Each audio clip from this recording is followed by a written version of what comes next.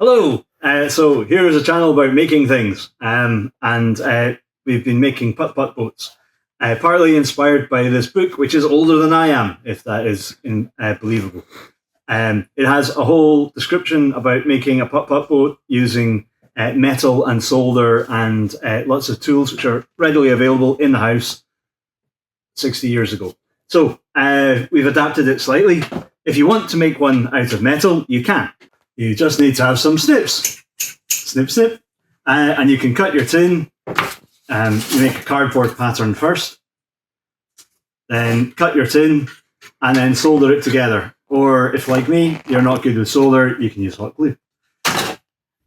Or you could have solder itself and make something that will last a long, long time.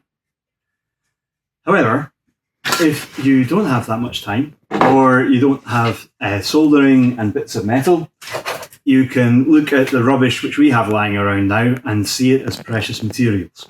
So a milk bottle. Yeah, just a milk bottle. You've probably recycled them. But if you look at it, then you can see it differently, and you can see it as a boat.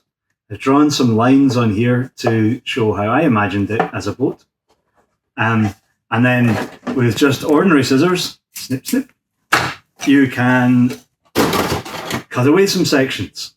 Take the handle off, cut a wee cabin, and you've got a nice wee cuddy boat, which will float on the water and bob around.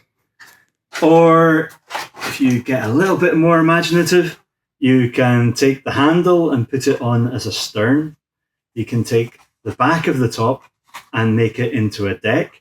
That means you could jam a thing through the top, maybe a bit of wood, and if you jam the thing through the top, it will stand up and stay in place. You can jam a thing through the top and make a mast.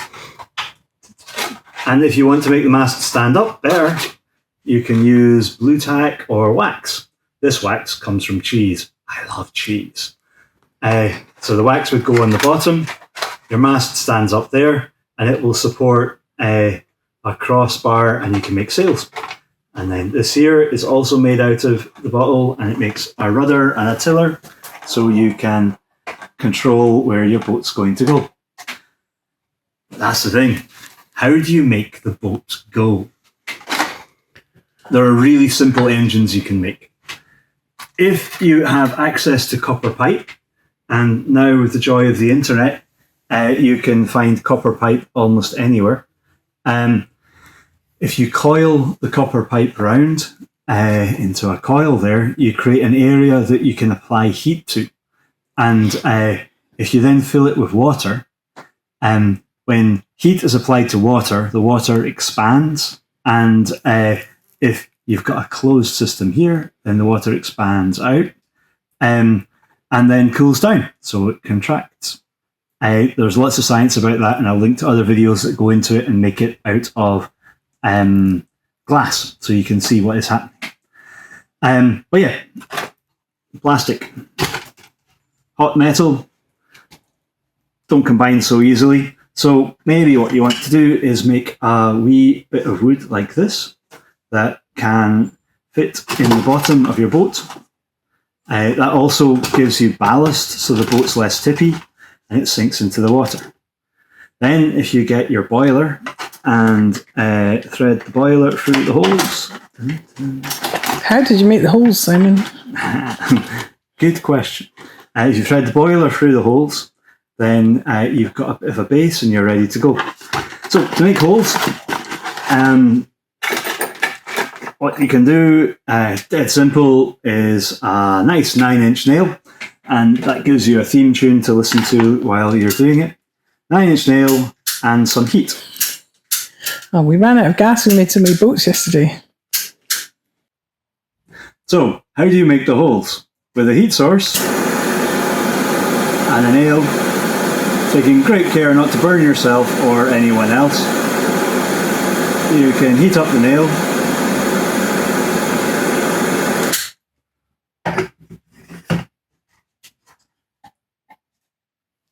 And push it through the metal. Do not breathe the fumes, they are probably bad for you.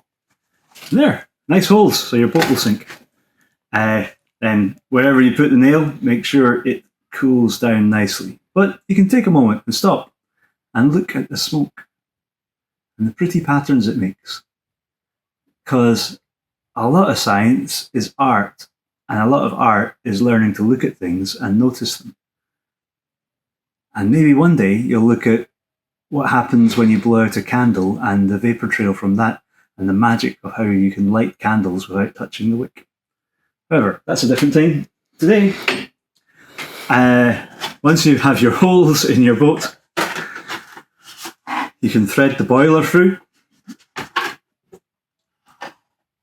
A candle flame is going to be the power source, but for these boats to work, you need to be careful about the distance between the candle flame and the coil.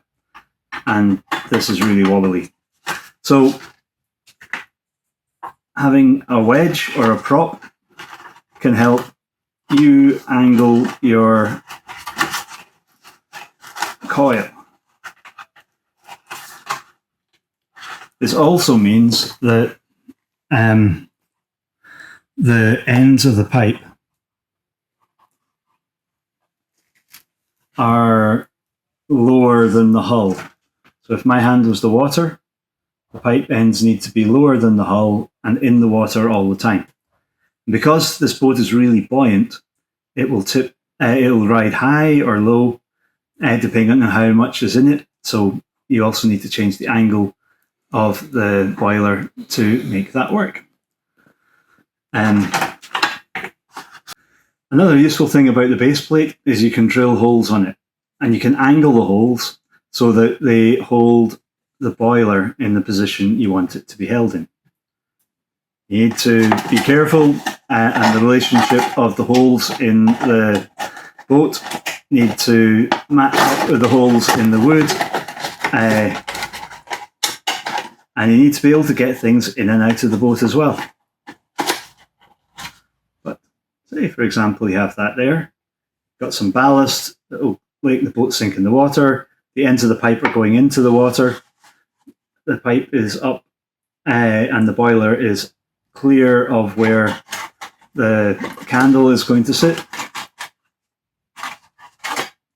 And you can use a wedge if you need to help angle the heights. But when you put this in the water, it's going to sink because there are holes in the back. So you can use wax.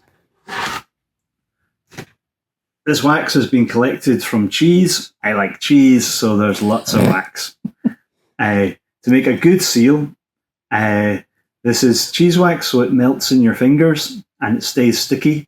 But if you use 4 blobs of wax, you can put 2 on the inside, 2 on the outside, and then squidge them together so the wax goes through the hole and makes a good seal. Once you have your seal, then all you need to do is fill the pipe with water. A syringe is a good way to do this if you're working in a pond, because then that means you don't have to drink the pond water. Also, it means if you have a syringe full of water and you squish in, then you'll be able to see when the water comes out the other side. So you know that the boiler's full. You have to do strange angling of things so that the water doesn't pour out quickly. Yeah.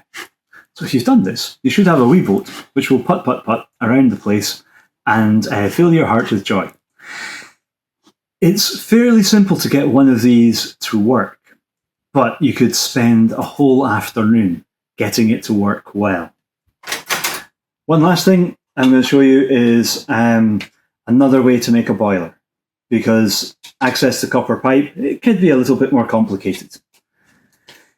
If you get a can of Coke or iron brew or even iced coffee, you can slice it up.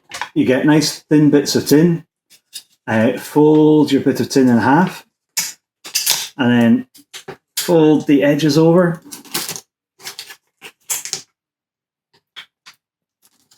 You see? I've even seen people use blue tack to make this work, but I'm going to use a hot glue gun. to make the seal. You also need to have some pipes, so drinking straws. If you extend the corrugations, that makes them bend nice and easily. Fit the straws in.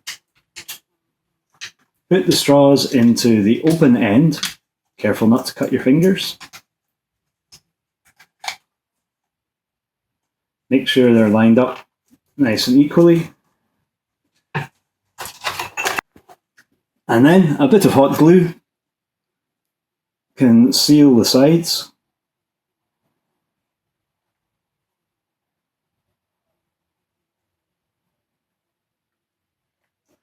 And also seal where the straws go in.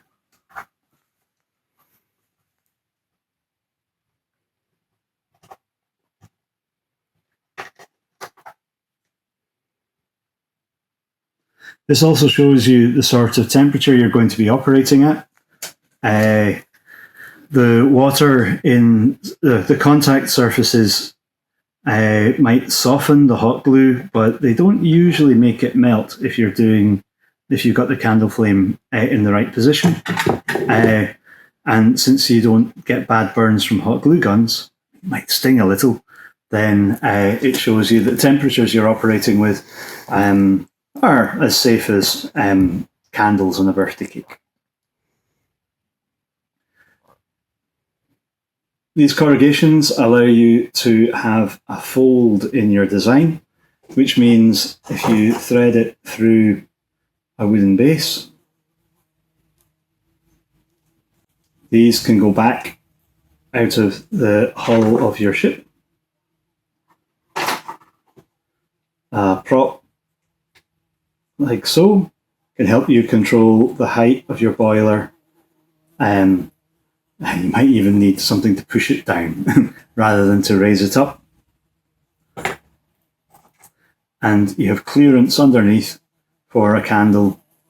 And again, you you put water into the system, use the candle flame to heat it. And this one, when it works, will go click, click, click, click, or put, put, put, put, or pot, pot, pot, or talk, talk, talk, whatever on the battlepier you want to use. Perhaps you could even use a setup like this as a boat without even having a hull. This is all about experimentation and all about playing around, and hopefully you will have many enjoyable hours tinkering around with things and learning with your hands. And always make something, have a look at it, imagine what you could do better, but congratulate yourselves on what you've done. Because learning is always frustration, and you will learn far more from the things that don't work than you do from the things that work first time. So have fun, and like, subscribe, share, and all that sort of stuff.